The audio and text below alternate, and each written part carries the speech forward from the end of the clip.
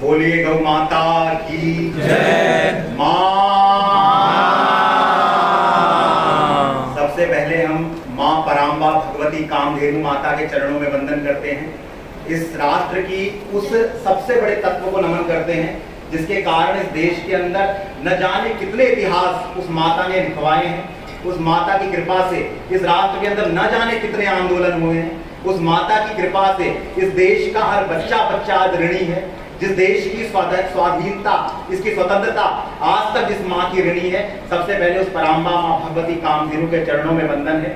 उसके बाद परम पूज्य गुरुदेव, जो आज पूरे भारत के अंदर पे हमें बड़े गर्व होता है बात को बताते हुए, जिनके निर्देशन में और जिनके सानिध्य में इस राष्ट्र को एक नई कथा ही नहीं मिली, एक विचार भी मिला। एक कथा जिसको हम गौ माता की कथा के नाम पे सुनते रहे। एक विचार जो देश में गौ माता को राष्ट्र माता का सम्मान दिलाने के लिए दिया गया।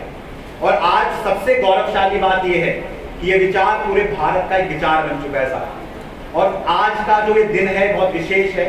आप सभी जानते हैं कि आज 26 सितंबर के दिन एक विशेष गोष्ठी रखी गई है और इस गोष्ठी पे बहुत ही विशेष लोगों को बुलाया गया है। ये बात सत्य है, अभी कई साथी आते जाएंगे, कई सहयोगी आते जाएंगे, लेकिन इसमें मुख्य बात यह है कि इस पूरी गोष्ठी को जो रखने का विषय था वो था 7 नवंबर से पूर्व इस विचार पे मंथन करना, जिस विचार के द्वारा पूरे राष्ट्र में इस जागरण को किया जाता है। और अभी यहाँ पर जितने भी लोग आप उपस्थित हैं, आप निश्चित ये मान लीजिए कि माँ गौ माता ने या स्वयं ने धर्म ने जिन लोगों के अंदर तत्व दिया होता है, जिन लोगों के अंदर संघर्ष करने का दम रखा होता है, वही लोग हर चीज की परवाह छोड़कर ऐसी गोष्ठियों में प्रकट होते हैं, वहां पर उपस्थित हुआ करते हैं। आप लोग सामान्य लोग नहीं, आप लोगों का बहुत धन्यवाद है पूरे भारतीय गौ क्रांति मंच के जो भी पदाधिकारी यहाँ पर, जितने अभी सीमित संख्या में यहाँ आ पाए हैं, कुछ नहीं भी आ पाए हैं, लेकिन जितने भी आए हैं उन सबका अभिवादन करते हैं, क्योंकि आपके ही कारणों से इस कार्य को बल मिला करता है।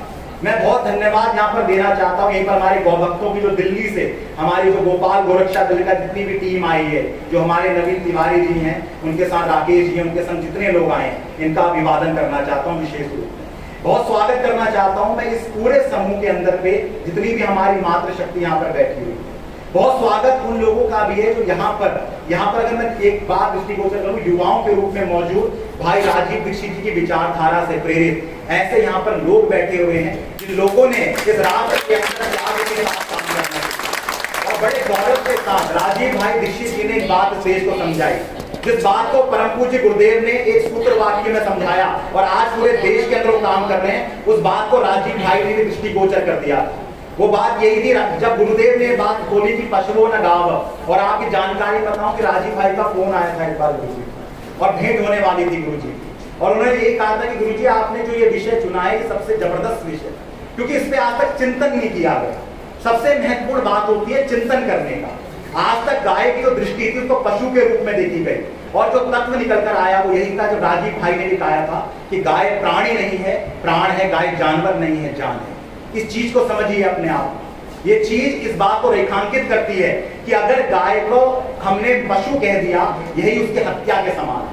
इसलिए देश में गोरक्षा आंदोलन होते रहे, लेकिन समाधान निकलकर सामने नहीं आया, क्योंकि सनातनियों ने, इस देश के आर्यों ने कभी अपने दायित्वों को इस रूप में स्थापित नहीं किया कि इस भारत राष्ट्र के अंदर आप सेकुलरता के आधार पर अपने राष्ट्र को आगे बढ़ाएंगे, धर्मनिरपेक्षता के नाम पे आगे बढ़ाएंगे, या धर्म के मर्म को समझकर गोमाता को राष्ट्र माता का सम्मान दिला के बढ़ाएंगे। भारतीय गौ क्रांति मंच एक संगठन नहीं है, ये संगठन से बढ़कर है अपने आप, क्योंकि संगठन ने कभी भी ना अपने झंडे को ऊंचा रखने का स्वीकार नहीं किया। इस संगठन ने कभी भी ना किसी के भी दर में जाना से परहेज नहीं किया। इस देश का कितना भी बड़ा कथावाचक, कितने भी बड़े साधु संत, ये जो पीठ है, ये जो व्यास पीठ है परम पूज्य गुरुदेव की, स्वयं गुरुदेव अपने आप में, और ये पूरा भारतीय गौ क्रांति मंच हर संगठन के पास गया है, हर के संग मिला है, हर संग बात करी है चिंतन को, और हम विश्वास करते हैं लोगों को संगठित करने की। हम ये मानते हैं संगठनों में अहंकार का भाव आ जाता है। हमने ये भी देखा है, परम पूज्य गुरुदेव के बताते हैं, गौ माता के इतने सारे संगठन हमने देश के अंदर बता दिए कि सत्ताओं को भी पता है कि हिंदू जो है ना, सनातनी जो है, ये एक नहीं हो सकते, क्योंकि हमने हर व्यक्ति ने अपना अपना दल बना दिया, हर दल ने उसको अपनी प्रतिष्ठा से जोड़ दिया, अपने झंडे से जोड़ दिया। जब अगर एक ही दल इस देश के अंदर होता या एक ही व्यक्ति होते, एक ही विषय होता जो गौ माता से जुड़ा हुआ काम होता, तो आप सोचिए लाखों करोड़ों लोग एक संगठन के ध्वज तले होते, एक कार्य के ध्वज तले होते। जब हमें उन्होंने विखंडित कर दिया, इसीलिए जो सरकारें हैं ना वो ऐसी नीतियां बनाती रहती हैं हमको। तो सबसे पहले जो इस देश में गोरक्षा का इतिहास है, उस इतिहास को ले जाने, उस इतिहास पर आपको ले जाना चाहता हूँ। वो इतिहास इस देश में प्रारंभ तो बहुत पहले से होता है, लेकिन मैं आपको आधुनिक काल की बात करना चाहता हूँ, जो समय दिखाई देता है आपको मुगल आक्रांताओं का दौर से। तो अगर मैं आपको बात बोलूँ तो 712 में देश में एक मलेच्छ आया, उस मलेच्छ का नाम मोहम्मद कासिम था। आपको पता है उसने राजा ताहिर को हरा दिया था, ऐसा आप इतिहासों में पढ़ते रहे। लेकिन क्या आपको पता है जिस मोहम्मद कासिम ने 712 ईस्वी में इस देश में आक्रमण किया, उसने अपनी सत्ता प्राप्ति के तुरंत बाद ही इस देश में गोहत्या का कलंक चालू करवा दिया। उस मोहम्मद कासिम ने आते ही सुनियोजित रूप में हिंदुओं को अपमान करने के लिए पूरे मलेच्छ का वर्ग ये जानता था, आज भी पूरा यूरोप ये बात जानता है। आज भी आपने सुना होगा, चाहे बात तालिबान के अंदर की रही हो, वो ये कहते हैं कि हिंदू जो है वो गाय वाले होते हैं। भारत की पहचान गाय वालों से जानी जाती है। आप एक फिल्म देखेंगे द ताशकंद फाइल या एक बुक पढ़ेंगे अपने आप में जो एक बहुत डिटेक्टिव में लिखी हुई है, मित्रों आर्काइव्स, उसमें साफ तौर से जिक्र है उस गाय की पूजा करने वाले प्रधानमंत्री को हमने मार दिया और उसका नाम था आदरणीय लाल बहादुर शास्त्री। तो ये जो पहचान है पूरी दुनिया के अंदर हमें प्राप्त हो रही है। तो 712 ईस्वी में मोहम्मद कासिम ने आकर सबसे पहले सत्ता प्राप्ति की, सत्ता स्थापित करते ही उसने हिंदू नहीं काटे, उसके बाद उसने पहले गाय कटवानी चालू की। उसने कहा अगर गाय कटेगी तो ये राष्ट्र अपने आप कट जाएगा, और जो हमें सत्ता परिवर्तन या व्यवस्थाओं को बनाना है वो गाय की हत्या और गौवंश के कत्ल के बाद इस देश में संभव होगा। और अगर आप उसके बाद की घटनाओं को उठाते हो, मलेच्छ आक्रांताओं की जितनी घटनाओं को आप उठा दो, चाहे आप और कितने भी समय आप लेते चलो आगे पे, हर जगह पर दृष्टिगोचर एक ही घटना होती रहती है। एक घटना बड़ी महत्वपूर्ण निकल कर आती है, अगर आपको बताऊं मैं ये बात आपको समझा रहा हूं ताकि आपके बिंदुओं में बात दृष्टिगोचर होती हो कि गाय के बिना ये राष्ट्र नहीं है। अगर आपको कोई ये बोले ना कि स्वदेशी, जैसे यहाँ पे हमारे राजीव भाई ऋषि जी के समर्थक ही मौजूद है, हम ये मानते हैं कि स्वदेशी से व्यवस्था परिवर्तन हो सकता है। हम ये भी मानते हैं कि इस देश के अंदर पे हम अगर गौ आधारित खेती करें इससे व्यवस्था परिवर्तन होगा। हम ये भी सोचते हैं अलग अलग विषयों से होगा, लेकिन अगर आप इन सब विषयों पे बात करेंगे ना तो सब एक चाबियां हैं, एक चाबी है। अगर आप स्वदेशी अपनाते हैं तो एक चाबी से कुछ कार्य आप कर सकते हैं। लेकिन आपको गजब की बात लगी, अगर आपने गौ माता का वर्ण किया ना तो ये अपने आप में मास्टर की है, ये हर चीज की चाबी है। अगर आप गाय से जोड़ते हैं तो स्वदेशी भी परिलक्षित होता है, गाय से जोड़ते हैं तो कृषि भी परिलक्षित होती है, गाय से जोड़ते हैं तो हर कार्य होगा जो इस देश को व्यवस्था परिवर्तन की ओर बढ़ाता है। और इसी के साथ में जो घटना थी वो ये थी कि फ्रीडम एट मिडनाइट एक किताब है, उस किताब के अंदर पे घटना आती है कि दो व्यक्तियों की बातें कही गई। एक व्यक्ति जो है, उस व्यक्ति के बारे में व्यक्ति बता रहे हैं कि हम दो लोग थे, हम दो लोगों को धर्मांतरण के लिए कहा गया जब दंगे हुए थे भारत के अंदर। उन्होंने कहा हमें धर्मांतरण के लिए कहा गया और हमको बुलाया गया, हमको इनके द्वारा मलेच्छों के द्वारा एक जगह पर इकट्ठा किया गया, हमें एक मस्जिद के नीचे ले जाया गया और हमें कहा गया धर्म का अपना परिवर्तन तुम्हें करना पड़ेगा। तो पूछा क्या शर्त है उसकी, तो उन्होंने कहा गौमांस खाना पड़ेगा। तो आपको बड़ी गजब की घटना लगेगी, इसमें एक व्यक्ति जो ये बात सुना रहा है वो कह रहा है मैंने तो गौमांस खा लिया अपना परिवार बचाने के लिए, लेकिन वो तो पंडित जी थे ना, वो कैसा ऐसे कर सकते थे शायद। तो उन्होंने एक नीति सोची। उन्होंने क्या नीति सोची, वो वहां से तुरंत निकले और निकल कर क्या बोले, उन्होंने ये बोला कि आज इतना अच्छा दिन है, मैं धर्म परिवर्तन करवा रहा हूँ, तो क्यों ना मैं अपने माता पिता, अपने बच्चों को, अपनी बीवी को भी साथ लेकर आऊं और साथ में सबका धर्मांतरण कराऊं। वो व्यक्ति बता रहा है ये घटना कि वो व्यक्ति गया घर जरूर और वहां से जहर खा लिया अपने परिवार के साथ, लेकिन लौट के ये चेतना इस देश के अंदर गाय के। आप अगर बात करेंगे देश में कुकाओं का इतिहास रहा है, बहुत भारी इतिहास। अभी हमारे बीच में जयेंद्र जी भी यहाँ पर मौजूद हैं जो नामधारी पंथ से आते हैं अपने आप। कुकाओं का आंदोलन के बीच में इस देश का सबसे बृहद आंदोलन है कुकाओं का इतिहास में, लेकिन उस आंदोलन को इस देश में इसलिए समाप्त कर दिया गया, उसकी बातें हमें पढ़ाई इसलिए नहीं गई क्योंकि पूरा का पूरा आंदोलन गौ माता का आंदोलन हुआ। इस देश में हमने किसी भी मलेच्छ आक्रांता से लेकर अंग्रेजों का वर्ण कर लिया, क्योंकि केवल सत्ता परिवर्तन होता है। जैसे मुगलों का समय था, मुगलों को हराकर जब यहाँ पर अंग्रेज भी आए तो अंग्रेजों की सत्ता को यहाँ के भारतीयों ने स्वीकार कर लिया। इससे स्वीकार कर लिया तो दर्द सत्ता से नहीं होता। ये तो सोचते हैं देखे कभी कांग्रेस बैठेगी सत्ता में, कभी भाजपा बैठ जाएगी। आप एक आक्रमणकारी मान लीजिए इस समय जितने भी राजनीतिक दल हैं उनको, तो सीधा सा संदर्भ यही जाता है कि उस समय फिर यही हुआ करता था। लेकिन महत्व की बात ये होती थी कि अगर कोई भी व्यक्ति की सत्ता स्थापित हो रही है तो उसके साथ में उनके धार्मिक मान्यताओं पे कैसा प्रहार कर रहा है। तो जब भी यहाँ पर मुश्किलें निकल कर आई तो वो इसी चीज से दृष्टिगोचर हुई कि जब वहां पर की जो स्थिति थी वहां पर गाय पर हस्तक्षेप किया गया तो वहां पर भी दर्द हुआ इस देश के सनातनियों को, भारतीयों को। और ये घटना हर जगह दिखाई देती है और कुकाओं ने इसके लिए बड़ी लंबी शहादत दी है देश के अंदर, बहुत लंबा बलिदान किया। मलेरकोटला का पूरा इतिहास कुकाओं की दास्तान को बयां करता है। लगभग एक कुका जो लगभग बहुत छोटा था, वो व्यक्ति केवल गाय की रक्षा के लिए वो ऊंचा था तो तोपों के सामने नहीं आ पाता था, तोपें रखी गई थी और उड़ा देते थे कुकाओं को। लेकिन उस बच्चे को जब खड़ा होने की कोशिश करी, तो छोटी हाइट का था या कम कद के थे वो, जब उन्होंने देखा कि तोप के गोले में मैं तो नहीं आ पा रहा हूँ और गाय के लिए कौन आंदोलन नहीं करना चाहेगा, जब बात अपने धर्म की हो तो क्यों नहीं खड़ा होना पड़ेगा। तो उस व्यक्ति ने एक छोटा सा टीला बनाया, तो उन्होंने मिट्टी इकट्ठी करी और स्वयं उसके ऊपर चढ़ गया, आगे से तोप डाली और वो भी शहीद हो गया। इस कुकाओं के इतिहास को छुपाया। आप जानते हैं देश में मंगल पांडे का इतिहास पूरे देश में। अगर आप जो लोग ये कल्पना करते हैं ना, अगर मैं आपसे प्रश्न पूछूं कि देश बड़ा या धर्म बड़ा, तो मुझे ये लगता है इस देश के अंदर पे लगभग 90% से ज्यादा लोग यही बोलेंगे देश बड़ा है। लेकिन देश क्या होता है? देश कुछ नहीं होता। आप एक लाइन खींच दीजिए, आप किसी देश के बीच में दो देश बन जाएंगे, तो देश कुछ नहीं होता। अगर आपसे कोई बोले देश और राष्ट्र में क्या फर्क होता है, अभी लोगों को यही फर्क नहीं मालूम है कि राष्ट्र क्या होता है और देश क्या होता है। और ये बात धर्म को समझना तो बहुत ऊंची बात हो जाती है। तो इसमें जो बात निकल कर आ रही है वो इतनी सी है कि हमने हमारे देश में जो धर्म के आधार पर जितने भी आंदोलन हस्तक्षेप हुए हैं उस पर प्रहार करने पर अंगुली उठाई है, आवाज उठाई है। मंगल पांडे जी का जो पूरा समय आप देखा, मंगल पांडे जो है ना वो बहुत अच्छी नौकरी करते थे, सरकारी नौकर थे अगर आज के हिसाब से देखा जाए, और सरकारी नौकरी उनकी इस तरह की थी कि बढ़िया जिंदगी चल रही थी। आप लोगों के दिमाग में प्रश्न नहीं आता कि मंगल पांडे ने कभी 1857 में उस चर्बी रखे कारतूस से पहले विद्रोह क्यों नहीं किया? क्या मंगल पांडे को उससे पहले ये नहीं पता था कि अंग्रेज जो है वो हमारे गुलाम बना के रख रहे हैं? इस चिंतन को समझिए ना। अगर आप ये समझेंगे कि मंगल पांडे जो उससे पहले अंग्रेजों का नौकर है अपने आप में, आखिर वो इतना बड़ा अमर बलिदानी क्यों बन गया? तो प्रश्न कुछ नहीं था, प्रश्न राष्ट्र का नहीं था, प्रश्न देश का नहीं था, प्रश्न था धर्म का। जब उसको लगा मेरे धार्मिक मान्यताओं पे प्रहार हो गया, जिस गाय को मैं मां मानता हूं उसका मांस मेरे मुंह पे चला गया, तो उसने कहा कि ऐसा जीवन जीने से अच्छा तो मर जाना श्रेष्ठ है। और मंगल पांडे ने तुरंत खड़ा हुआ, मेजर ह्यूशन को गोली दागी और ऐसी बगावत करी कि उसके बाद जो लहर इस देश के अंदर चली है, आप सच मान लीजिए, आप विचार कर लीजिए, 74 वर्ष इस देश को आजादी प्राप्त करे हो गए, लेकिन आज भी ऋणी है उस मंगल पांडे के, और उससे भी ज्यादा ऋणी है उस भगवती गौ माता के। ये देश आजाद हो गया लेकिन आज तक गौ माता आजाद नहीं। तो हम किस देश में हम लोग जी रहे हैं और किस देश की हम लोग बातें कर रहे हैं?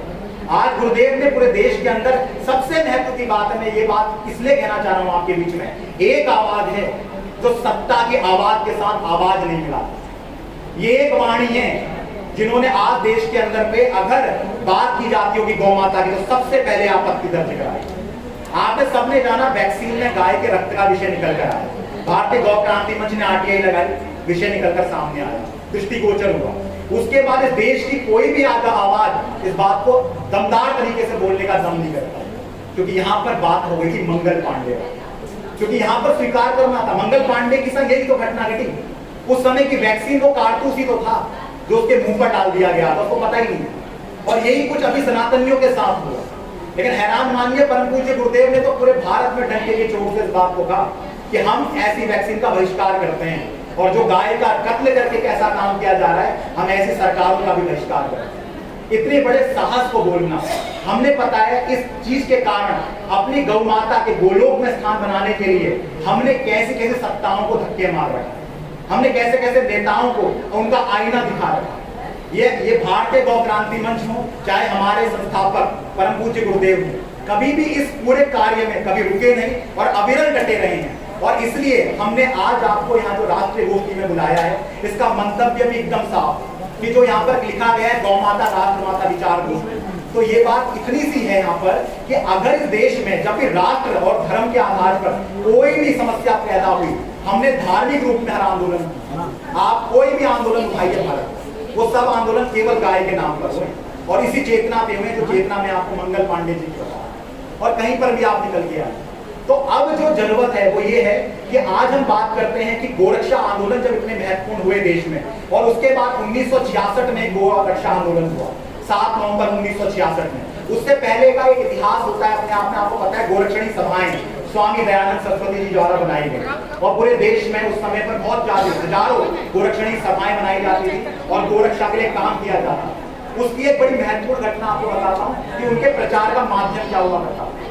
स्वामी दयानंद सरस्वती का लिखा हुआ जो भी पैम्पलेट होता था, उस पैम्पलेट में ये कहा जाता था, अगर आपने जो विचार हम आपको दे रहे हैं गौ माता का, गोरक्षा का, अगर इस विचार को आपने दूसरे तक भी नहीं पहुंचाया तो आपको गौ हत्या का भाग लगेगा, आप गौ हत्यारे कहलाए जाएंगे। इतनी कटु शब्दावली का प्रयोग करके पत्रक बंटवाए जाते थे उस समय। लेकिन आप देखिए आज देश में, हम उसी देश में आज भी खड़े हैं, लेकिन आज देश के अंदर पे अगर गौ माता और पार्टियों में से हमें किसी को चुनना पड़ता है तो मुझे शर्म आती है बात कहते हुए, अधिकतर वर्ग, उसमें आप नहीं आते हैं, ये गौरव का विषय है, लेकिन अधिकतर जो वर्ग है वो सत्ता को चुन लेता है, वो पार्टियों को चुन लेता है। और हमने, गुरुदेव ने जितना भी ये चीज समझी है, तो समाधान ये निकल कर आया कि जब तक पार्टियों के प्रति हमारी भक्ति ज्यादा रहेगी, वो चाहे कोई भी पार्टियां हो, तब तक गौ माता का काम इसमें आराम से नहीं होता। इसलिए बहुत जरूरत है कि हम लोग इस देश में अब इस चेतना को समझें कि अभी देश में वीडियो चेक कर लो, किसी ने नहीं लगाया, फटाफट लगा लो।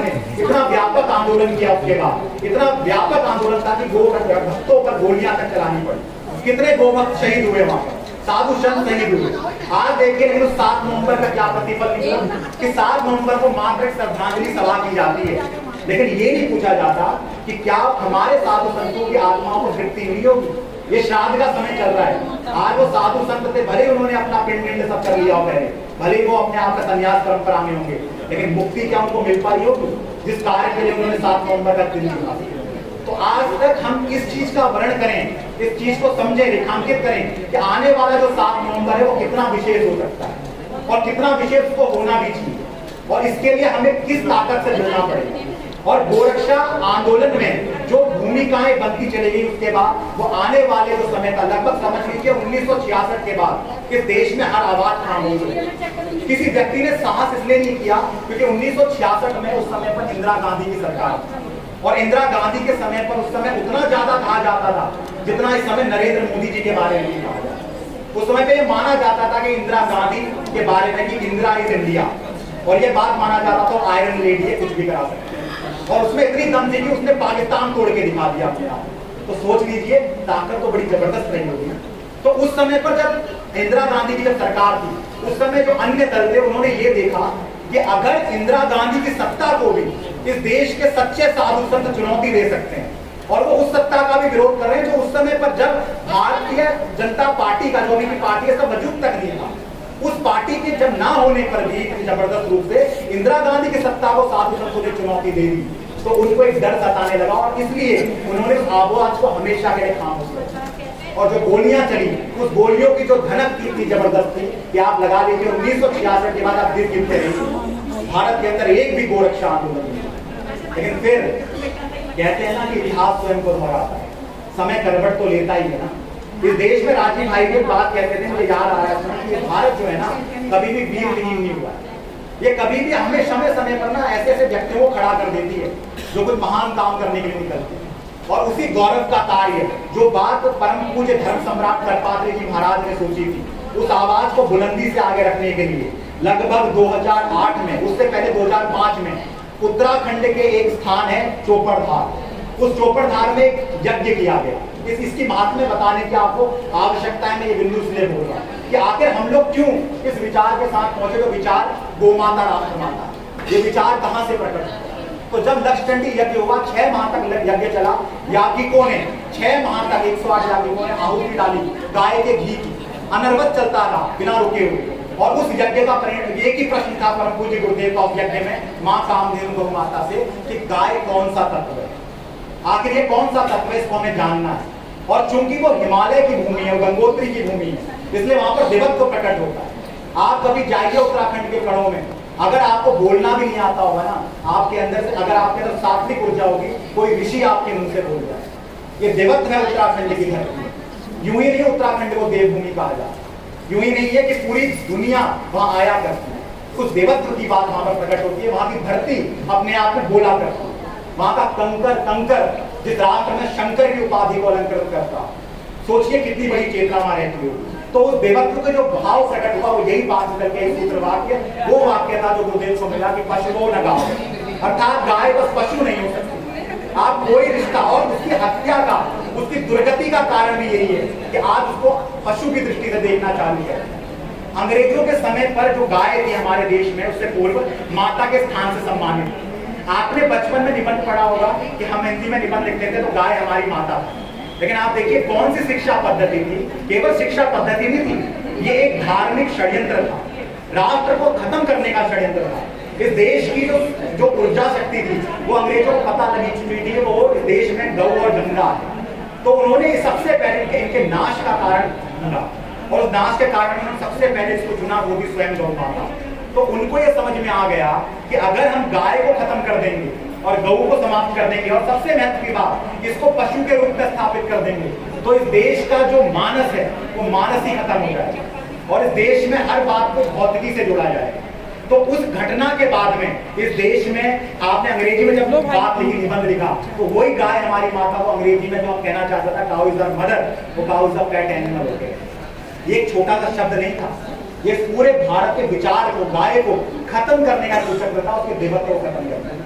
और इसी समय पर एक घटना यूरोप में चालू हुई, जो विक्टोरिया का पत्र आप जानते हैं, 1891 के आसपास में जो विक्टोरिया का पत्र निकल कर आता है लैंसडाउन के नाम पर, वही लैंसडाउन जिस कलंक को उत्तराखंड अपने राज्य में ढोराया, उस कलंक ने उस समय पर उसको जो पत्र प्राप्त हुआ उसमें यही बात लिखी थी कि जो गौ हत्या की जा रही है वो तो हमारी सत्ता और व्यवस्था के लिए की जा रही है, हमारी अंग्रेजों की नीति और हमारे धन को भरने के लिए की जा रही है, हमारे जो जितना भी ज्यादा पैसा है, जो बीफ एक्सपोर्ट है, इसको आगे बढ़ाने के लिए की जा रही है। आप देख लीजिए जो बात उस समय विक्टोरिया ने कही थी, क्या वही बात आज के भारत में नहीं होगी? आज के समय का अगर आप भारत देखेंगे तो आज भी भारत बीफ एक्सपोर्ट में नंबर है। आज भी आप देखेंगे तो उसी नीति का पालन हो रहा है जो क्वीन विक्टोरिया ने किसी समय पर, उनकी महारानी ने वहां से इंग्लैंड से स्थापित किया। और आप देख लीजिए पार्टियां बदलती रही, नेता बदलते रहे, लेकिन गाय की इस हत्या के कलंक को, गौ माता के इस देवत्व को किसी व्यक्ति ने प्रकट नहीं किया। तो चोकड़धार में जो ये यज्ञ हुआ, जिससे ये चेतना निकली, 2008 में इस देश में एक नया विचार निकला, क्योंकि एक ग्रंथ की रचना की गई और उस ग्रंथ का नाम था धेनुमानस सदग्रंथ। इस धेनुमानस सदग्रंथ ने इस देश के अंदर गाय का गान चालू किया। हर चीज को फैलाने का एक तरीका होता है, एक माध्यम होता है, और सबसे अच्छा माध्यम जो है वो है धर्म और संस्कार से विषय को जोड़ना और जो वास्तविकता है उसे जोड़ना। तो धेनुमानस जो 4 वेद, 18 पुराण, सर्वो उपनिषदों और शास्त्रों का सार है, हर बात शास्त्र प्रमाण के साथ उसमें मौजूद है। उस धेनुमानस ने इस देश में गौ कथा का संकलन कराया 2008 में। और आप हैरानी मानिए, जो गौ कथा जब करी गई थी तो गुरुजी के बारे में कुछ लोग टिप्पणियां किया करते थे कि देखो ये तो पशुओं की कथा करने वाले लोग, ये तो गाय की कथा करने वाले लोग। तो ऐसा कहने वाले वर्ग ने, आज देखिए आप समय का चक्र है, काल का फर्क आता है अपने आप में कि 2008 था और आज 2021 है, लगभग आपका 13-14 साल का जो समय है। आप देखिए देश में 2500 से ज्यादा कथावाचक, गौ कथावाचक आज गौ माता की कथा का गायन कर रहे हैं और धेनुमानस उनका इष्ट ग्रंथ बन चुका है। ये कार्य होता है देवत्व का, कार्य होता है प्रमाणों का। इसलिए ये जो कार्य है ना, आप कभी मत समझिएगा परम पूज्य गुरुदेव ने एक बात हमेशा कही है, कार्य हम नहीं कर रहे, ये कार्य हमारी दिव्य शक्तियां कर रही है, देवताओं। ये कार्य जो है ये कभी हमारे सामर्थ्य के बाहर है। इस कार्य को करने का पूरा पीड़ा देवताओं ने उठाया और ये विचार, कोई विचार इस राष्ट्र के अंदर किसी व्यक्ति का दिया हुआ होता है, लेकिन हैरानी की बात है ये जो विचार गौ माता, राष्ट्र माता है, स्वयं देवताओं का दिया हुआ विचार है, माँ का दिया हुआ विचार। और इस विचार को इसीलिए सफल होने से कोई रोक तो नहीं सकता, लेकिन अब हमें समझने की आवश्यकता इतनी सी है कि इस विचार को अंगीकृत कराने के लिए हम कितना ज्यादा आग्रह कर सकते हैं सत्य का। और उसके लिए जो चर्चा भोजनावकाश के बाद होगी, मैं अभी गुरुजी के पास लेके चलने वाला संबोधन को, लेकिन उससे पूर्व आपके बीच में जो देवत्व है इस पूरी महात्मा का, गौ माता के देवत्व का, उसकी क्रांति का, उसके धार्मिक रूप का, उसकी तात्विक विवेचना का पूरा मर्म परम पूज्य गुरुदेव के माध्यम से आपके बीच में होगा और उसको आप बड़ी शालीनता के साथ, बड़े धैर्य के साथ सुनिए, क्योंकि वो जो बात है, वो बात देश में गोमाता राष्ट्रमाता के विचार का वो स्वरूप है जिसने एक सुनहरा अध्याय लिखने का एक ऐसा कार्य चालू कर दिया जिसके आप हम सब गवाह भी बन रहे हैं। और आने वाले समय पर इतिहास में ये बात लिखी जाएगी स्वर्ण अक्षरों में कि गोमाता को जब राजमाता का सम्मान दिया जा रहा था या उसके लिए जब कार्य किया जा रहा था, तो आपके जैसे नौजवान अपने घरों से निकला करते थे। तो यही चीजों से और यही कारणों से इस कार्य को आगे बढ़ाना बहुत ही श्रेष्ठ हो चुका है। तो अब जो गौ कथा इस देश में अब पूरे भारत की कथा बन चुकी, गोमाता राष्ट्रमाता एक विचार बन चुका, आज हर जगह इस पर चिंतन होने लगा, बात होने लगी है। अभी की घटना आपने देखी है कि आपने देखा जो हाईकोर्ट है उत्तर प्रदेश का, इलाहाबाद हाईकोर्ट, उसने एक जजमेंट दिया और वो जजमेंट बिल्कुल वो कॉपी थी जो गुरुजी अपनी कथा में बोला करते हैं। मेरे पास उसकी कॉपी पड़ी हुई है, अभी नीचे रखी हुई है। अगर आप उसके अक्षरशः वाक्यों को पढ़ेंगे तो वो वही वाक्य जो धीरुमानस की कथा बोली और सेम टू सेम वही लाइनें बोली गई, कुछ भी बदला नहीं है। अगर बदला है तो वो एक ही विषय है कि गाय को राष्ट्रीय पशु बनाना, और बस यही विषय हमें स्वीकारना है। हमारी लड़ाई ही इसी विषय पर है कि गाय को पशु कहना ही उसकी हत्या है। आप गाय के शरीर को देखकर उसको जिंदा रहने की भूल पे ना रहे। गाय कभी इससे जिंदा नहीं रहती कि उसके शरीर में प्राण कितना। गाय कभी अनुदान की भूखी नहीं है, इसलिए भारतीय गौ क्रांति दिवस ने आज तक अनुदान नहीं लिया। हम ये मानते हैं कि गाय को उसका सम्मान देना चाहिए, और गाय को देने वाले हम कौन होते हैं? वो स्वयं भगवती है, कामधेनु है, जिसके पास धर्म अर्थ काम मोक्ष है। और अगर वेद उपनिषद शास्त्र सब सही हैं तो गाय से बढ़कर कुछ नहीं है देश के अंदर, इस राष्ट्र के अंदर और इस धर्म के अंदर। अपने देश में ये अगर आप लोगों को ये प्रमाण लेना हो ना कि आप लोग सही राह पे हैं या नहीं, तो ये बात समझ लीजिए। छोटा सा एक्सपेरिमेंट कर लेना, जो व्यक्ति गाय से जुड़ा होता है ना, वो ऐसे नहीं जुड़ पाता था। जिस व्यक्ति पर उसके पितृ खुश हो जाते हैं, जिस व्यक्ति पे उसके इष्ट खुश हो जाते हैं, जिस व्यक्ति पर उसके पूरे के पूरे सत्कर्म कई जन्मों के एक साथ लागू कर दिए जाते हैं, उस व्यक्ति को, जिस पर राम कृष्ण की कृपा हो जाती है, उस व्यक्ति को जाकर तब गाय समझ में आती है। केवल ये समझ में आती है कि हाँ ये कुछ है और ये माँ है, इसकी ओर काम करना पड़ेगा। तब भी उसको जाना नहीं जा सकता, इतना आसान नहीं है गाय को जाना। तो इस सब चीजों को आगे बढ़ाते हुए गोमाता राष्ट्रमाता का जो विचार है, गोरक्षा आंदोलन का जो महात्म्य है, ये स्पष्ट करते हुए मैं आपके सामने कहना चाहता हूँ कि अगर गोरक्षा के आंदोलन में जब बात करते हैं कि गोहत्या बंद करो, तो गोहत्या बंदी से कुछ परिवर्तन नहीं होने वाला। अगर आप ये मांग करेंगे सरकार से कि गोहत्या को बंद करो या गाय को राष्ट्र पशु बनाओ, इससे कोई परिवर्तन नहीं आएगा, ना आपके देश के संविधान में, ना इस धर्म के संविधान में, और ना इस राष्ट्र में गौ माता के साथ। इसको मैं साबित कर सकता हूँ आपके सामने। इसका सीधा सा चीज अगर आप समझेंगे तो अगर गाय राष्ट्र माता स्वीकार कर दी जाती है तो गाय के साथ माता का अर्थात मानवीकरण उसका किया जाएगा, उसको मनुष्य के समान माना जाएगा। और जब गौ हत्या होगी तो धारा 302 लगाई जाएगी। और इसके अलावा जब वो राष्ट्र की माता है तो धारा और भी बढ़कर निकल जाएगी। लेकिन जब गाय राष्ट्र पशु होगी तो पशु होने में जो पशु हत्या का कानून है, एक मात्र वही कानून से लगेगा। और पशु हत्या तो चलती रहती है। इस देश में लोग मोर को मार लेते हैं, निकल लेते हैं भाग, लेकिन इस देश में जिस दिन गाय को राष्ट्र माता का सम्मान मिलेगा तो धार्मिक संविधान उसको माता का सम्मान देता है। तो क्यों ना भारत का संविधान जो अपने आप में हमें अधिकार देता है, संविधान की 25वीं धारा जिसमें ये हमें अधिकार देती है कि हमें अपनी धार्मिक मान्यताओं को मानने का अधिकार और उसकी रक्षा का, उसकी प्रतिष्ठा का अधिकार है, तो गाय तो हमारा धार्मिक अधिकार है ना। पूज्य गुरुदेव ने पूरे भारत में एक बात और बताई, इस देश में सिखों में आपने देखा है कृपाण रखने की प्रथा है। अगर आप देखेंगे तो कृपाण हथियार नहीं है, जान तो किसी की भी ले सकता है ना, लेकिन कृपाण का अधिकार भी, चाहे वो एयरलाइंस में जा रहे हैं, मतलब एरोप्लेन से जा रहे हैं, लेकिन उनको अधिकार है कृपाण रखने, क्योंकि ये उनकी धार्मिक मान्यता का अधिकार। तो आखिर सनातनियों ने, इस देश के आर्यों ने ऐसा क्या कर दिया कि उनकी गौ माता को माता का सम्मान नहीं दिया जा रहा। और अगर गाय की हत्या ही बंद करो आप कहेंगे तो इससे तो कुछ भी बदलने नहीं पाता। गाय की रक्षा के लिए सबसे पूर्ण स्वरूप जो विचार है वो गौ को माता का ही सम्मान दिलाता है, क्योंकि यहाँ पर धारा मैंने आपको कहा 302 लागू हो। दूसरी चीज क्या होगी, जब गौ माता की अगर शरीर त्याग देती है, अगर पशु शरीर त्यागेगा तो उसकी चमड़ी का प्रयोग किया जाएगा, बर्बरता से उसको खींचा जाएगा, उसका पूरा दुरुपयोग किया जाएगा, उसकी दुर्गति में कोई कमी नहीं होगी। लेकिन जब गौ राष्ट्र माता हो जाएगी तो आपको पता है ना राष्ट्र माता क्या होता है। इस देश में अगर मोर को भी अगर उसकी हत्या हो जाती है, उसको मर जाती है, मोर मर जाता है, उसको तिरंगे में लपेटा जाता है।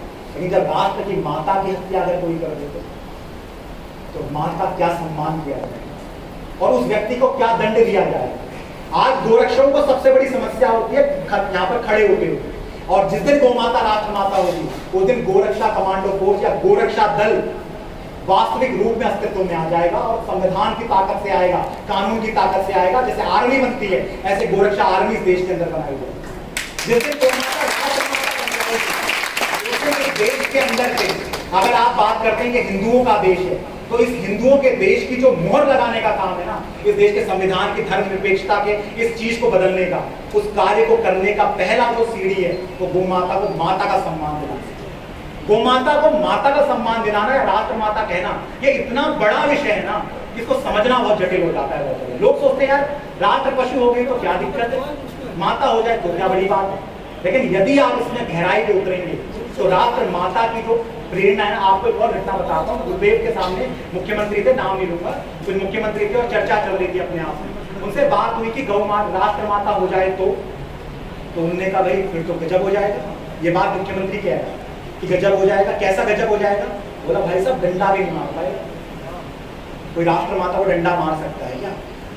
आप सोच रहे कितनी बड़ी चीज है।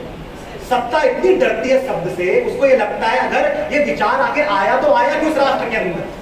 और हैरानी की बात है कि धेनुमानस सदग्रंथ की, मैं एक बार एक ग्रंथ आपको दिखाना चाहूंगा। इस धेनुमानस सदग्रंथ की मैं बात कर रहा हूँ। इस ग्रंथ में एक चौपाई एक समय लिख दी गई। जैसे कहते ना ध्यान नहीं रहता, लेकिन जब लिखा जाता है तो सब लिख दिया जाता है। और उस चौपाई में वो चौपाई थी कि धन्य भारती तबई कहा राष्ट्र माता पद सोह। ये चौपाई हमें नहीं पता था कि देवताओं ने वो काम हमसे बाद में करवाना है, और ये कार्य नहीं, आदेश था हमारे लिए कि धन्य भारत धरा तब धन्य मानी जाएगी जब इस देश में माता का सम्मान, राष्ट्र माता का सम्मान गौ माता। तो ये मांग भारतीय गौ क्रांति मंच की नहीं है, ये मांग केवल इस देश के गौ भक्तों की नहीं है, ये मांग स्वयं गोलोक से भगवान कृष्ण ने भेजी है, ये मांग स्वयं स्वर्ग से निकल कर आई है। इसलिए इस मांग को पूरी होने से कोई माई का लाभ नहीं, काम तो होगा ही नहीं। लेकिन अब महत्वपूर्ण विषय ये है कि इस कार्य के लिए हम लोग अपना सच्चा पुरुषार्थ कितना दे सकते हैं। अगर आपके पास दो रास्ते हैं, एक रास्ता आपको दलदल की ओर ले जाता है, अर्थात ये दल है और वो दल है, ये पार्टी है वो पार्टी है। अगर एक रास्ता आपको दलदल की ओर ले जा रहा है और एक रास्ता में आपको माँ दलदल में फंसी हुई दिखाई दे रही है, तो आप दलदल को साफ करेंगे। मतलब जो आज पार्टी वाले कहते हैं अरे हम तो कर रहे हैं साहब, वो माता का हो तो रहा है, हो जाएगा जी, अपने आप हो जाएगा। कहने का मतलब है आपने उस गाय को दलदल में ही खड़ा रखा और आप कीचड़ को साफ करने में लगे हो। आप कह रहे कीचड़ को, हम ये कहेंगे कि कीचड़ कीचड़ नहीं है, कीचड़ तो बढ़िया है साहब, गौ माता अपने आप निकल जाएगी। लेकिन आप पुरुषार्थ गाय को निकालने का नहीं कर रहे कीचड़ से, आप पार्टियों को बचाने का कर रहे हैं और पार्टियों के नाम पर कुतर्क गढ़ रहे हैं कि ये काम हो जाएगा। क्या आप भविष्यवक्ता हैं? अगर इस देश की किसी पार्टी को आपने वोट दिया और वो पार्टी गौमाता को राष्ट्रमाता का सम्मान नहीं दिलाएगी तो आप जवाबदेह होंगे नारायण के सामने या वो पार्टी हो। और अगर आपकी मेरी मृत्यु हो जाए तो वैतरणी तराना हो या मोक्ष दिलाना हो, कोई नेता वहां पर खड़ा होगा कि गाय की पूंछ पकड़ेंगे। इस चेतना को समझना बहुत जरूरी है। इस देश के लोगों को धर्म शून्य कर दिया गया है। अगर आप धर्म की वास्तविकता जान जाएंगे ना, जिसका मर्म गोमाता राष्ट्रमाता है, मैं कह रहा हूं जीवन में इससे बड़ा आंदोलन कोई नहीं मानेंगे और इस देश के अंदर इससे बड़ा आंदोलन भी कोई नहीं है। ये आंदोलन भारत का आंदोलन है, भारत का, स्वयं भारत का आंदोलन। ये वो आंदोलन है जिसके लिए अर्जुन ने अपना गांडीव उठाया। ये आंदोलन वो है जिसके लिए कभी भगवान राम ने व्यवस्था परिवर्तन किया था, लंका में जाकर सीता माता की प्रतिष्ठा की, जिसको परम पूज्य गुरुदेव की गौकथा ने पूरे भारत को बताया कि माला जप के केवल माला जप के मानी मिलती, मतलब माला जप के आपको भगवान नहीं मिलेगा, आपको माँ को घर में लाना पड़ेगा, क्योंकि माला आपसे कह रही है माँ को घर में ला। कितनी सरलता से लोगों के अंतःकरण में इस बात को डाला। ये गौ माता का आध्यात्म था अपने आप, तो लोगों के अंतर में प्रविष्ट होता। ये समझाया गया, ये धेनुमानस की गौकथा थी जिसने देश को समझाया कि इस देश में भगवान राम की उस महात्म्य को खत्म कर दिया गया कि जिस देश में राजा दिलीप का जब वंश रुक गया तो कामधेनु गौ माता की कृपा, नंदिनी की कृपा से उनके यहाँ राजा रघु प्रकट हुए, और ऐसे रघु हुए जिनके नाम पर इस देश में ऐसा कहा गया रघुकुल रीत सदा चली आई, प्राण जाए पर वचन। गौ की संतान थे राजा, और गौ की चमत्कार उसका प्रमाण थे अपने आप। और यही जब धारा आगे बढ़ती है तो आपने देखा है उसके बाद जब भगवान राम के समय में दशरथ जी का वंश विस्तार किया और इस बात को इस देश के पूरी कथाओं ने पी लिया पेट में। इस देश में हमें ऐसी कथाएं सुनाई गई जो हमें निर्वीर बना रही थी, हमें यह समझा रही थी कि तुम्हारे भगवान बस नाचने के लिए रखे। इस देश की कथाएं ऐसी कर दी गई थी, स्वांग लगता था, नाटक लगा करता। हमें कहा जाता था आंख बंद करो भगवान दिखेगा, और आंखें बंद करवा दी देश के सनातन में। हमें यह बोला गया कि आप बस राधा राधा नाम जपो, लेकिन आप ये नहीं है कि कुछ काम करो। लेकिन ये धेनुमानस गौ कथा थी जिसने ये समझाया कि भगवान राम का जो प्रकट हुआ है, जो राम कथा ने छोड़ा अपने आप में, वो ये था कि गौ माता के दूध से बनी हुई खीर से। और खीर को बनाने वाला कोई सामान्य ऋषि नहीं है, श्रृंगी ऋषि जिसके सींग है अपने आप। मतलब उसकी गौ भक्ति कितनी ज्यादा अवस्था है कि वो नंदी जैसा दिखाई देता। उस ऋषि ने अपने हाथ से गौ माता के दूध से बनी हुई खीर और उस खीर को खा के स्वयं जीवात्मा जो है वो परमात्मा बनकर पेट में पकड़। इस चीज को समझ रहे हैं? पूरी कथा का सार है अपना। और वही भगवान राम ने फिर सीता मां, और ये धेनुमानस कथा वो कथा है जिसने देश में बताया कि प्रतिमा बड़ी है कि मां बड़ी। इस व्यासपीठ ने पूरी देश की व्यासपीठों को हिला के रख दिया था। मुझे बोलना नहीं चाहिए, लेकिन इस देश में एक बहुत बड़े धड़ों ने इस कथा को रोकने का भी प्रयास किया। चैनलों में कथा ना आए इसका भी बहुत प्रयास किया गया। कारण इतना सा था कि ये कहा गया कि राम राम जब के राम नहीं मिलता साहब, राम का काम करना पड़ेगा, और कृष्ण कृष्ण जब के कृष्ण नहीं मिलेगा, कृष्ण का काम करना पड़ेगा। अब समस्या ये हुई, जो लोग केवल राम राम जपाया करते थे उन लोगों को ये बात कैसे निकल जाएंगे। और जब गुरुदेव से बात बोली गई तो गुरुदेव ने इसका प्रमाण तक दिया कि राम राम जब के राम नहीं मिलता। और गौ कथा ने, धेनुमानस गौ कथा वो कथा है जहां पर विभीषण ने जब प्रश्न किया कि मैं अगर इतना बड़ा राम भक्त हूं, हनुमान जी जैसा आप कह रहे कि मेरी दीवारें भी राम राम बोल रही हैं, तो आखिर ऐसा क्या हो गया कि भगवान राम मुझे नहीं मिलते। तब बात ये बोली थी हनुमान जी ने कि विभीषण बुरा तो नहीं मानेगा, सच सच बोल दूं। तो तब जो बात हनुमान जी ने बोली वो बात आप और हम सबके लिए बात, वो बात विभीषण से नहीं कही थी हनुमान जी ने। और वो बात आज गुरु जी हमसे जो बातें कह रहे हैं वो बात कभी हनुमान जी ने विभीषण को बोली थी कि विभीषण एक ही चीज तूने नहीं किया, तूने राम राम तो इतना बोला है कि तेरी दीवारों की जो वाइब्रेशंस हैं, जो उसकी ऊर्जाएं हैं, ध्वनि है, वो इतनी जबरदस्त है कि पूरी लंका में इसका आभा मंडल व्याप्त है। लेकिन तूने बस नहीं किया तो वह राम का काम नहीं किया। और वो क्या है बोला, वो है सीता की प्रतिष्ठा।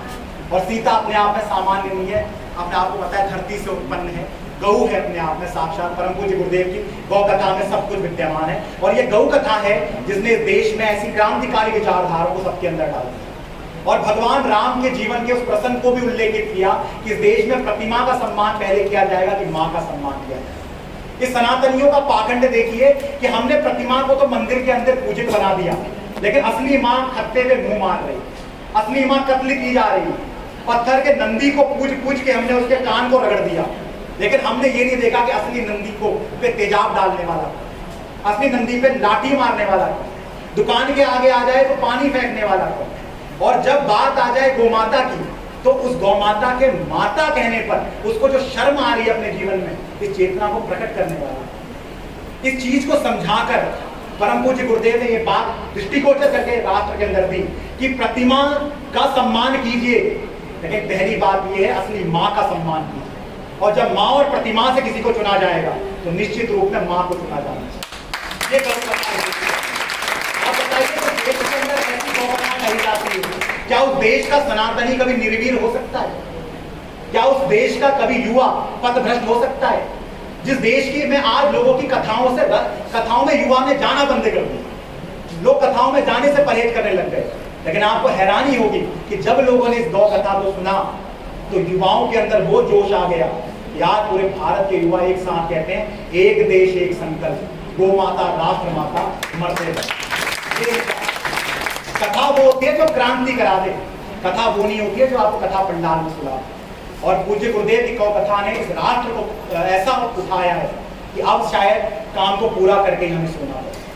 तो बस आप सभी से यही कहना है कि ये जो पूरा समय है हमारा भारतीय गौ क्रांति मंच का, आज जो राष्ट्रीय गोष्ठी विचार गोष्ठी है ये और कार्यकर्ताओं का सम्मेलन है अपने आप में, इसी के साथ में गौ भक्तों को यहाँ बुलाया गया है। तो आप सभी इस पूरे विचार को लेकर पूरे राष्ट्र में जाएं, 7 नवंबर में क्या चर्चा होगी उसको पूर्ण रूप से हम इस भोजन अवकाश के बाद रखेंगे, क्योंकि कुछ बातें जो विचार वाली होती हैं वो बातें कई बार लोग बाद में भूल जाते हैं अगर हम उस विषय में दूसरा विषय लेकर आए।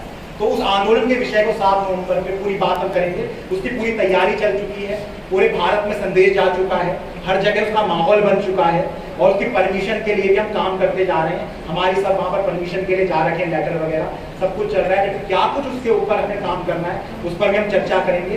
तो पूरी रूप से पूरी शालीनता के साथ आप जो यहाँ पर आए हैं और उतने अच्छे से इस बात को समझ रहे हैं, तो मैं आप सबसे यही निवेदन करूंगा कि यहाँ से ना कुछ लेकर जाइए। हमारा जो ये पूरा कार्यक्रम कराने का ना एक ही कार्य, हमें कुछ भी नहीं चाहिए, पता है, एक भी पैसा नहीं चाहिए किसी से, एक भी। हमने आज तक इस सप्ताह से अनुदान मिली, आप सोचिए 337 से ज्यादा गोधाम है देश के अंदर जो भारतीय गौ क्रांति मंच ने स्थापित किया। और ऐसा नहीं स्थापित किया कि हमने मालिक किया, ऐसा किया कि लोगों को स्वावलंबी बनाकर छोड़े। ऐसी गौशालाएं खोली है भारतीय गौ, ऐसा नहीं है ये संगठन कि इसने करा कुछ ना और केवल एक बात को बोलता। इस संगठन ने लगभग 5 लाख से ज्यादा गौ माताएं लोगों के घरों में प्रत्यक्ष बंटवाई है गौकथा के। इससे बड़ा समाधान क्या हो सकता है? गाय क्या गौशालाओं में खुशी है? गाय कभी गौशाला में कितनी खुश हो जाएगी? वो तो एक उतनी सी व्यवस्था है जितनी एक वृद्धाश्रम में माँ की है।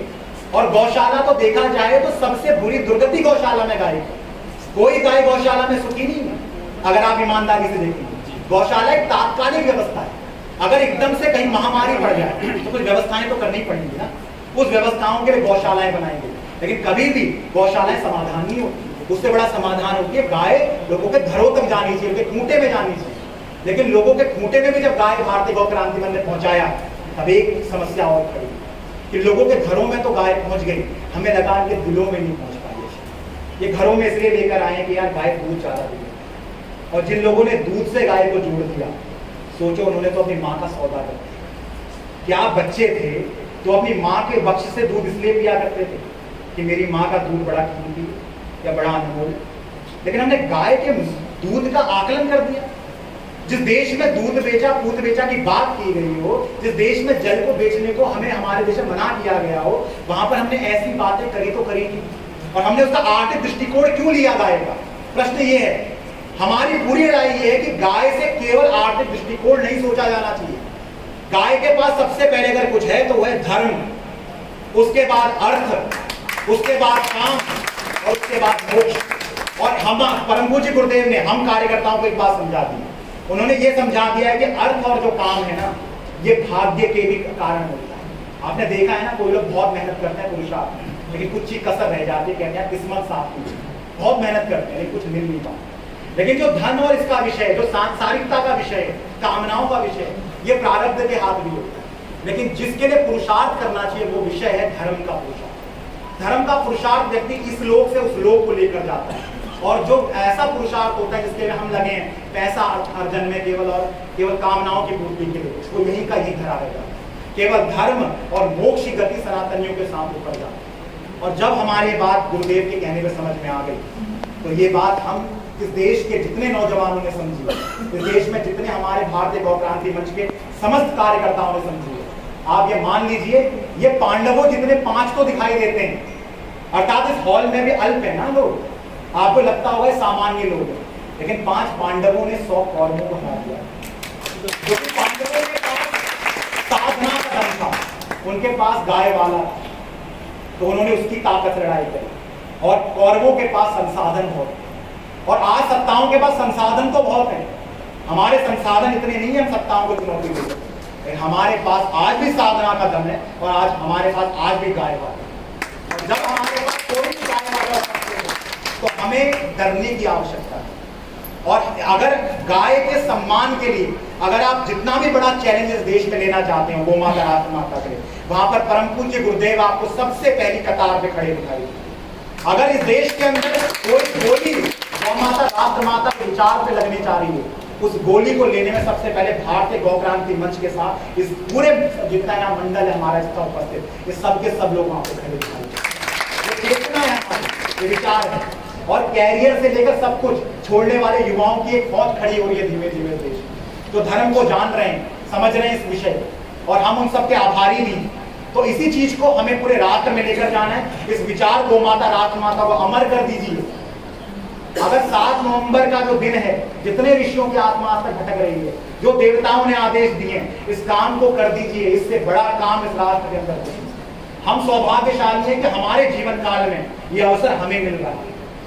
हमारे पिछले समय पर जो पीढ़ी रही, शायद उनके दिमाग में भी ये विचार नहीं करता है कि गाय का जो समाधान है वो तो माता के विचार से होता है। और इससे बड़ा, जैसे कहते हैं ना, अगर आप गाय की हत्या बंद कराते हैं तो ये कोई अस्त्र हो सकता है, लेकिन अगर आप गौ माता को, राष्ट्र माता का सम्मान दिलाते तो ये ब्रह्मास्त्र होता है। और ब्रह्मास्त्र की कोई बात नहीं। इसलिए ये विचार इतना अलौकिक है कि इस देश में सब विचारों को खत्म कर दिया इसने। कोई कहते थे राष्ट्र पशु बनाओ, पहले भी चलता था। एकदम से लोगों ने, हमने बोला भैया गाय को क्या बनाओ, वो कहते राष्ट्र पशु। किसको बनाओ? कहते गाय माता को बनाओ। तो हमने कहा भैया माता क्यों कह रहा है? स्वयं समाप्त। कहता जी गलती हो, राष्ट्र माता।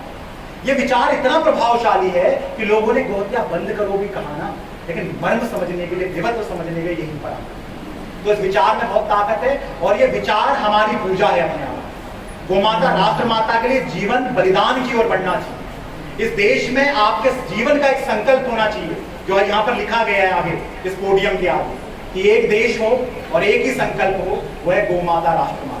और इस देश में जो एक देश और एक विकल्प का हमने माध्यम चुना है, व्यवस्था परिवर्तन। वो व्यवस्था परिवर्तन की कुंजी मात्र की गौ माता, राष्ट्र माता, मतलब गौ माता के चरणों से वो स्थिति निकलकर सामने आती है जब आप व्यवस्था परिवर्तन कर पाए। अगर गाय ही छोड़ दिया आपने और कुछ भी करने लग गए, कुछ भी कर लीजिए साहब, इस देश को कुछ नहीं मिलेगा। और आप एक बात और बताते हुए अंत में जा रहा हूँ कि आप ये मत समझना हम किसी को निमंत्रण नहीं देते। इस देश का कोई संगठन नहीं है और इस देश का कोई कथा। आपको लगता होगा कि कई बार हम आंदोलन करते हैं, यार और लोग आते क्यों नहीं है आंदोलन, आपको ऐसा लग सकता है, लेकिन आप कभी हमारे पास आइए, हम हर की हकीकत बता सकते हैं।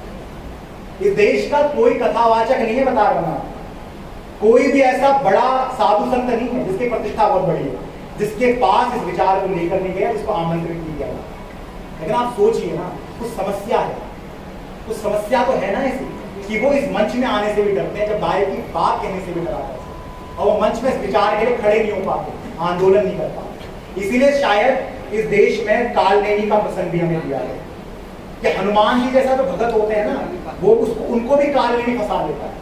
कई बार हम सोचते हैं हम तो बड़े अच्छे भगत हैं, हम थोड़ा फंस जाएंगे ऐसे कोई भी गुरुओं के चक्कर में या कोई भी गलत कथावाचकों के साथ। लेकिन आपको पता ही नहीं चलेगा जब हनुमान जी जैसा परम भक्त, जो ब्रह्मचर्य की उत्कृष्ट परिभाषा को परिलक्षित करते हैं, जो अपने आप में इतने बड़े राम भक्त कहलाया जाता है, जो अपने आप में धर्म के स्वरूप है, ब्रह्मचारी है, जब उनके संग ऐसा धोखा हो गया, कालनेमी ने कर दिया, तो उनको बचाने के लिए तो कोई मगर आ गया था ना, किसी मगर ने उनको तो समझा दिया कि भैया ये कालनेमी है, समझ लो।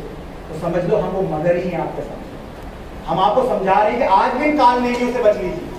जितना इस देश का पतन इस सत्ता ने किया है, इस सत्ता के संग समझौता करके ऐसे कालनेमियों ने किया। ये इस देश की भोली भांति सनातनी प्रजा को दूसरी दिशा में हाँकते रहते हैं। इस देश में गौकथा शुरू करी गई ये समझाने के लिए कि गाय का काम करो, लेकिन इस देश में कई कथावाचक ऐसे खड़े हो चुके हैं जो गाय की कथा कह रहे हैं, लेकिन अनुदान दो, पैसा दो।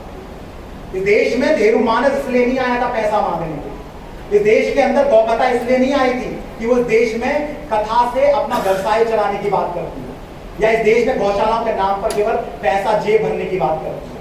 इस देश में गौकथा गुरुदेव ने केवल इसलिए लाई, और वो इसी रूप में आई कि गौकथा आपको क्रांति करना सिखाती है, और असली क्रांतिकारियों को पैदा करने का जो मादा है वो केवल गौकथा है। क्योंकि राम कथा का व्यवसाय कर दिया राष्ट्र ने, कृष्ण कथा का व्यवसाय कर दिया लोगों ने, लेकिन हम गौ कथा का व्यवसाय नहीं होने देंगे। और जब जब कोई व्यक्ति गौ कथा के नाम से इस विचार के संग व्यवसाय को जोड़ेगा, वहां पर ये गौ कथा और ये व्यासपीठ खड़ी हो जाएगी और पूर्ण रूप से इसी विचार के संग उसको जोड़ेगी। वो विचार है गौ माता, राष्ट्र माता।